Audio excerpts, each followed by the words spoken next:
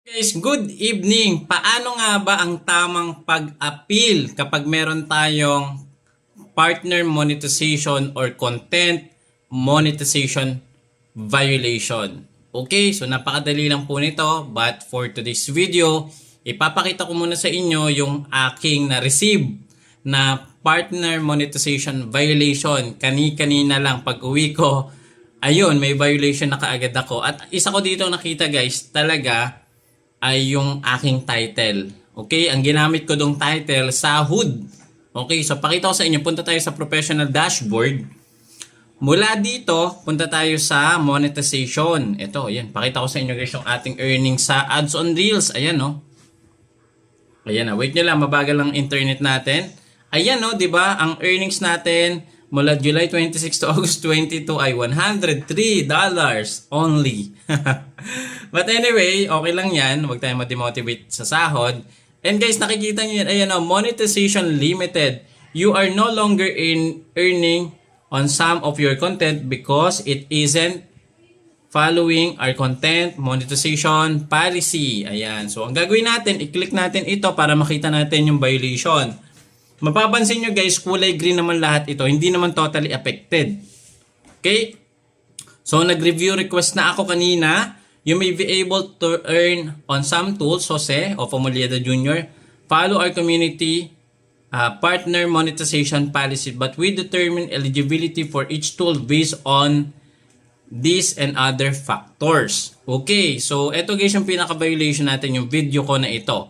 Sahod na naman. Ayan, so pag clinic mo dito, wala namang dumediretso sa appeal. Pero ang unang way mo dito para i-appeal is pupunta po tayo sa professional mode support.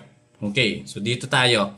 But anyway, i-check muna natin yung video na to. So meron na siyang na-generate noong Monday, August 21 na 0.57. Ganyan pong kababa ang earnings kapag kayo po ay not recommendable. Okay, so yun lang. So shoutout po sa lahat ng star senders. Alam niyo na po yan. Maraming salamat. Okay, so ngayon punta tayo dito sa aking Reels. I-check natin dito kung ano ba yon. Ito guys yung ating video na yon. Ayan, meron na siyang hindi ko lang alam, nasa 4,100 views. And then ang kailangan mong gawin dito guys, i-copy mo yung link. Ayan, i-copy mo yung link. Then para natin siya ma-appeal. Okay, so wag mo muna i-delete, pero optional yan. Kung gusto mo na i-delete, i-delete mo na. Ngayon pupunta po tayo sa ating professional mode support. Dito pa din yan sa professional dashboard. Swipe natin pataas. Professional mode support. Ayan. So dito meron ditong ayun no, demonetization, yung pangatlo. I-click nyo po yan. And then meron dito kayo makikita na this form, content monetization policy on desktop, individual content, video or reels. So eto, click nyo tong form na to. Ayan, yan guys. Yan, this form. Ayan. Okay, so click nyo yan, this form. And then kiklik nyo po yung content. Okay, so dito nyo ilalagay yung kinapin natin na na URL na video link. So baliktad. So ito guys yung video link, no. Ayan. Okay, so i-double check nyo Ayan. Yung page URL, ito po yung yung URL ng page nyo. Kahit hindi mo na ilagay ito.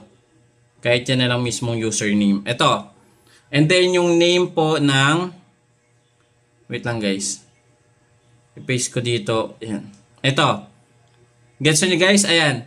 Yung URL ng Facebook profile nyo or page, tapos yung content na affected.